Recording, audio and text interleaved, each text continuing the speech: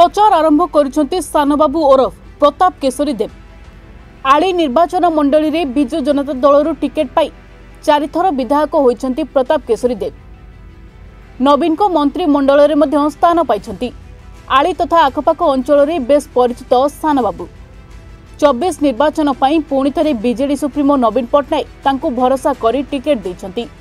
वर्तमान निर्वाचन मैदान को ओह्लाइछंती प्रताप। आली निर्वाचन मंडली रे घरे घरे बुली लोकंकर सुविधा असुविधा कथा पचारि बुझिबा सह निजर निर्वाचनी प्रचार आरंभ कर दैछंती। राज्य सरकार को लोकाभिमुखी योजना मान आलोचना करबा सह पुणी थरे नवीन सरकार को जितेइबाकू लोकंकू निवेदन करछंती।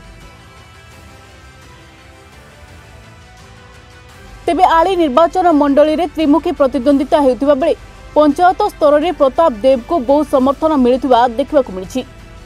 ए समारोह रे पंचायत समिति अध्यक्ष मनोरंजन सामल, 2 नंबर जोन जिला परिषद भीष्म महांती समेत सरपंच छामुआ कर्मी बहु संख्यार जोग देथिले।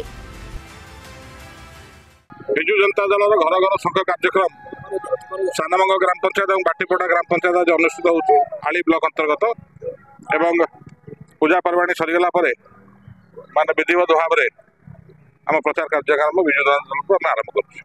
पंचायत में केवल सानमंग पंचायत 63 पंचायत।